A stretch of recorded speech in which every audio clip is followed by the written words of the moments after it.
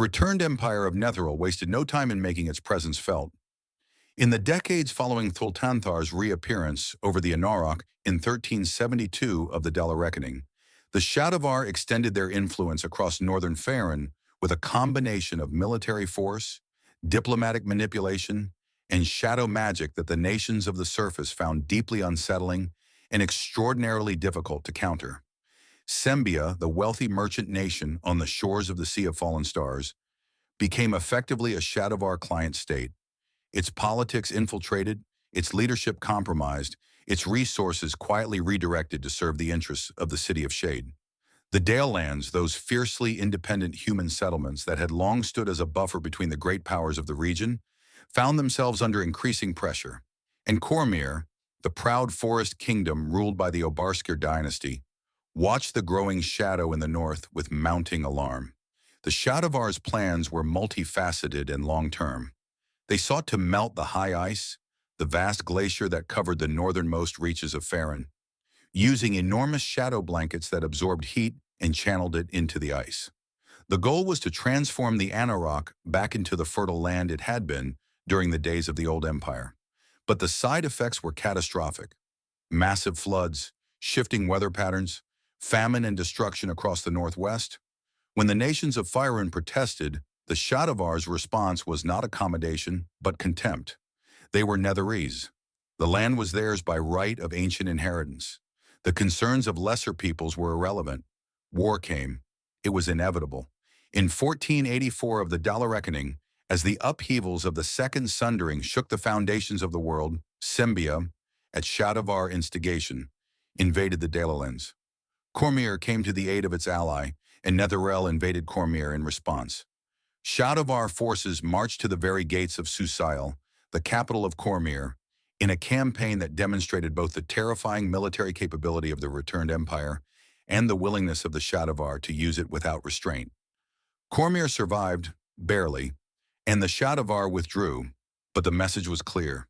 The Empire of Netheril was no longer content to skulk in the shadows. It was prepared to fight for what it wanted, and what it wanted in the end was nothing less than the overthrow of Mystra.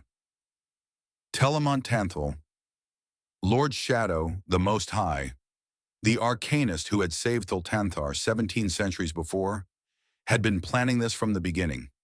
His ultimate goal was not merely to restore the Netherese Empire, but to fundamentally reshape the cosmic order that had destroyed the old one. Mystra, the goddess of magic, was the architect of the bond that had stripped the Netherese of their greatest powers. Mystra was the one who had imposed the limitations that prevented the creation of new mythalors, new flying cities, new epic-level magic. As long as Mystra reigned over the Weave, the Netherese could never reclaim their former glory. But if Mystra could be replaced, if Shar, the goddess of shadow and darkness, could be elevated to the position of goddess of magic, then the rules would change. The ban would be lifted. The Weave would be supplanted by the Shadow Weave. And the Shadowvar, who had spent 17 centuries learning to draw their power from the darkness, would become the most powerful spellcasters in the world once again. It was, in a terrible way, Karsus's plan all over again. A mortal seeking to overthrow a goddess. A Netherese arcanist reaching for divine power. The same hubris, the same blindness, the same refusal to accept that some boundaries exist for a reason. History was not merely rhyming, it was repeating itself with the precision of a mathematical formula. In 1487 of the Dala Reckoning, the year of the Rune Lord's triumphant, Telemont made his move. He flew the Shade Enclave over the borders of Myth Drannor, the legendary elven city that had recently been restored to its former glory. Myth Drannor possessed a mythal, one of the most powerful magical constructs in existence, a vast enchantment that protected and empowered the entire city. Telemont intended to seize the power of this mythal and channel it to Shar, providing the dark goddess with enough energy to displace Mystra and assume control of magic itself. But Telemont was not the only ancient power with designs on Myth Drannor's mythal. Larlock and the Shadow King, the Netherese Lich, who had survived the original fall and endured for nearly 2,000 years in his fortress of the Warlock's Crypt, had his own plans. Larlock did not serve Shar. He did not serve anyone. He wanted the power of the Mythil for himself, intending to use it to ascend to godhood, to become the new god of magic, replacing both Mystra and her shadow counterpart. It was Karsus's ambition reborn in a creature of far greater patience, far greater cunning, and far less humanity. And then there was Elminster, the sage of Shadowdale, the chosen of Mystra, the ancient wizard who had served the goddess of magic for centuries, who had fought in more battles than most nations had fought wars, and who understood, perhaps better than anyone alive, the terrible danger of what Telamon and Larlock were attempting. Elminster had been alive during the time of troubles. He had watched Mystra die and be reborn. He knew from personal experience what happened when the cosmic order of magic was disrupted, and he was determined to prevent it from happening again. The convergence of these three powers, Telamon, Larlock, and Elminster, above the city of Myth Drannor, was one of the most catastrophic magical confrontations in the history of Faerun. The details are confused and fragmentary, as tends to be the case when beings of near-divine power clash in the midst of competing magical workings of world-shaking magnitude. What is known as this? Larlock intervened against Telamon, seeking to seize the Mythal for himself.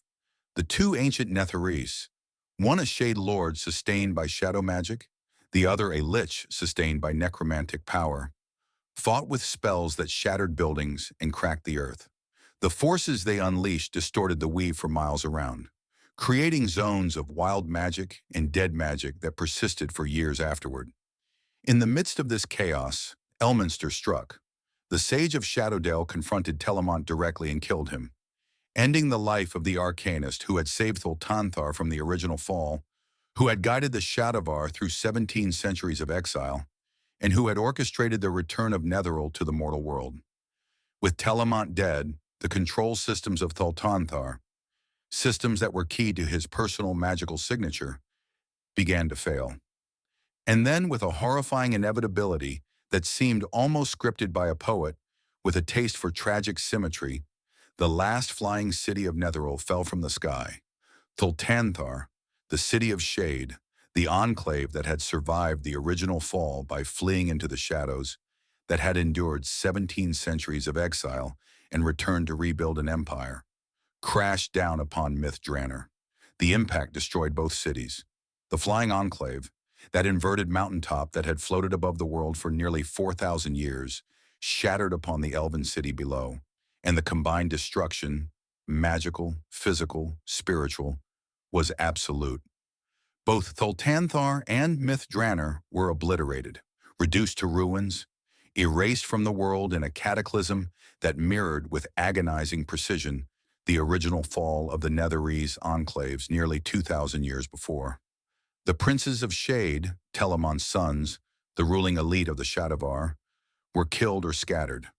Some died in the fall itself. Others were slain in the fighting that preceded it. A few escaped, vanishing into the shadows from which they had come, their fates unknown. A group calling themselves the Three, Lelavdra Tantul, Manarlum Tantul, and a figure known as Gwelt, later declared themselves the rightful rulers of the surviving Shadowvar and attempted to rally the remnants together. But most of the surviving Netherese were uninterested. They had seen enough. 2 falls were enough for any civilization. The final blow came in 1488 of the Dala Reckoning, the year of Dwarvenkind reborn, when the Badin, the nomadic desert people who had inhabited the Anorok for centuries, enduring Shadowvar occupation and oppression, rose up in revolt. The uprising culminated with the reawakening of the last Faerun at the Memory Spire, those ancient enemies of Netheril, imprisoned behind the Sharn Wall for nearly 2 millennia, now released once more into the world. The Faerun, true to their nature, immediately invoked their ancient draining magic, and the already devastated lands of the former Shadowvar Empire were further blighted. And with that, the story of Netheril was truly, finally over. Or was it? The ruins of the Netherese enclave still dot the landscape of northern Faerun, half buried in sand and overgrown with vegetation, filled with magical artifacts of extraordinary power. Adventurers still seek them out, braving the dangers of the Anorok, the monsters that lair in the wreckage, the traps left behind by Arcanists who trusted nothing and no one. And occasionally, in the deepest chambers of the most ancient ruins, they find things that make them wonder whether the Netherese legacy is truly dead or merely dormant. In Baldur's Gate, a wizard named Gale once tried to impress the goddess Mystra by seeking out a fragment of the old Netherese weave, a scrap of the original magical fabric that had existed before Karsus's folly, before Mystra's ban, before the rules of magic were rewritten. He called it his attempt to return a tiny diamond to an imperfect crown. He failed, of course. The power of the old weave was too great for mortal hands, as it had always been, as Karsus himself had discovered at the cost of everything. Gale's folly, some called it. An echo of Karsus's folly, separated by nearly 2,000 years but driven by the same impulse. The human conviction that enough power, enough knowledge, enough ambition could bridge the gap between mortal and divine. The lesson of Netheril is not that magic is dangerous, though it is. It is not that ambition is wrong, though untempered ambition surely is. The lesson of Netheril is simpler and more terrible than either of these things. The lesson is that there are limits, not limits imposed by ignorance, which can be overcome by study, not limits imposed by weakness, which can be overcome by strength, but limits woven into the fundamental structure of reality. Limits that exist because reality itself depends on them. The weave is not merely a source of power. It is a system, a balance, a living thing that requires maintenance and regulation and care. And when a mortal attempts to seize control of that system, when a human mind, however brilliant, tries to do the work of a goddess, the system breaks. And when the system breaks, everything that depends on it breaks with it. The Netherese learned this lesson twice. The first time they lost their empire. The second time they lost everything. The desert wind blows across the sands of Anauroch as it has blown for 2,000 years. Somewhere beneath those sands, the ruins of the flying cities lie in darkness, their mythalars cold and dead, their halls empty, their wonders preserved only by the residual magic of an age that will never come again. And somewhere in the dire wood, a butte of red-brown stone stands in silence, the petrified remains of a young man who wanted to save his people, who reached for the power of a god, and who destroyed everything he loved in the reaching. His name was Karsus. And the story of the Empire of Magic, the story of Netheril, begins and ends with the same truth that he learned too late. Some heights can only be reached by falling.